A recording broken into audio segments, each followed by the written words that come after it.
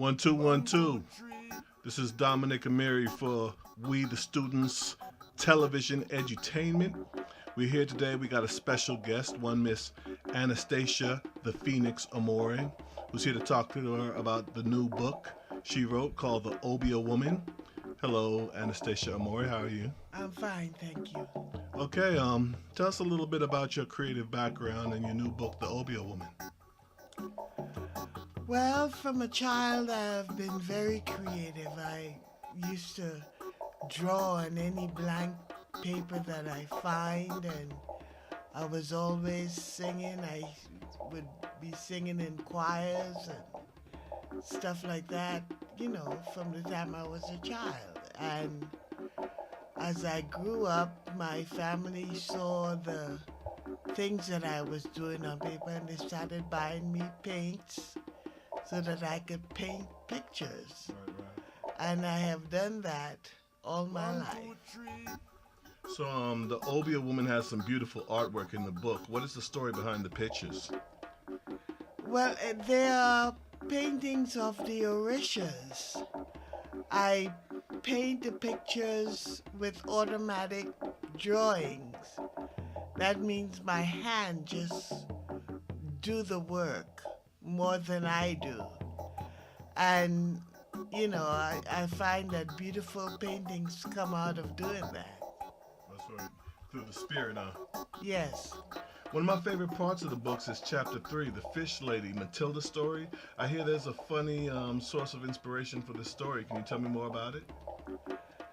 Yes, well, I have been listening to Matilda, sung by Harry Belafonte, all my life, and it just occurred to me one day, what if it was her money that she took back from him? And the story developed from there about her making the money as a fishwoman and him taking it, and finally she getting the courage to take back her money, to take back her life, actually. What was some of the culture like growing up in Trinidad, and how did this inspire the story of Mother Dora, the Obeah Woman, in your book? Well, my life was around Obeah women, my grandmother and my aunt. And I learned a lot from them on how to do Obeah. I learned about the plants and what they do. And one of my favorite plants is the St. John bush. It's a cleansing plant, and it turns blood red when you boil it. 1, 2, 3. So that was one of my favorite that I learned from my aunt. Okay. Well, back to the beautiful illustrations in the book. You say that most of the pictures are portraits of African gods or Orishas. What inspired you to paint these portraits, and which one of them are your personal favorites, and why? Well, Elegua is my favorite. That's on the book's cover, right? Yes. And Elegua opened the doors for all the other Orishas to come through. And he was first and foremost. I love him. He works for me in many ways. And, he was my inspiration. I got it from an African mask that I saw. When I saw the mask, 1, 2, I thought, that is a Ligua.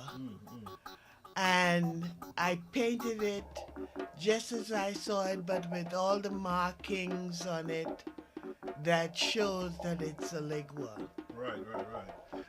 I know that in the days of chattel slavery, it was illegal for the black slaves to worship their deities freely, often under the threat of death. These slaves, they found clever ways to secretly worship or practice their original religion through synchronizing these deities with the white saints of Christianity and doing their worship and their rituals under radar. Could you tell me a little bit more about that? Yes, they found that if they pray to the white saints, their masters wouldn't beat them. They would think that they were Christians. They're synchronizing it. Yes. And Eligwa was placed in St. Anthony. And Shango was Santa Barbara. And on and on. Right. Yes, and they did that because no one wants to be beaten. Yeah. But they still wanted to worship their ancestors. Yeah. Beaten or killed, really. Yes. Why do you think so many of our people fear their own original religions and culture, whether that be Obeah, Santeria, Voodoo, Hoodoo, etc.? Most of our people try our best to distance ourselves from these ancient beliefs many decades after chattel slavery that has to do with, I guess, pre-colonial Africa or wherever. Why is that? Why do we distance ourselves from these ancient cultures? Well, they were taught that these religions were of the devil. They were taught that they were evil. And it's going to take some time to convince them that this is their religion. These are their gods.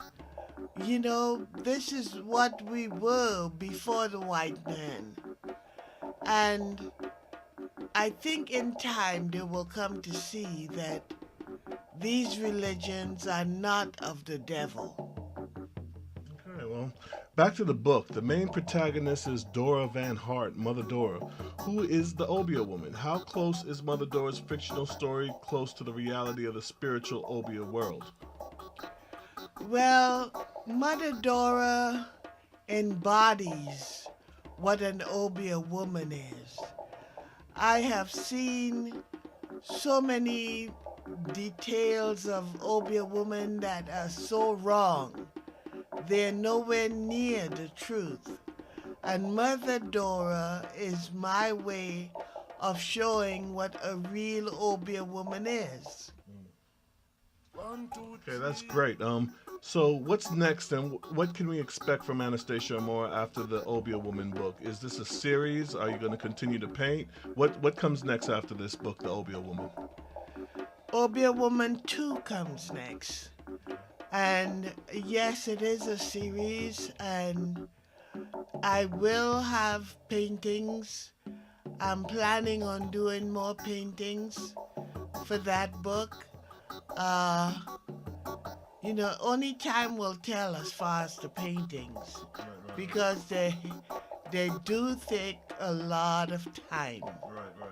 Yes. Okay, well, thank you for your time, Miss Anastasia Armourer. And if you want to pick up her book, The Obeah Woman, you could get it at Amazon.com. The Obeah Woman by Anastasia Armourer. Thank you for your time. This has been Dominic Fortune for What's We the Student Television. Be good. Be blessed. Peace.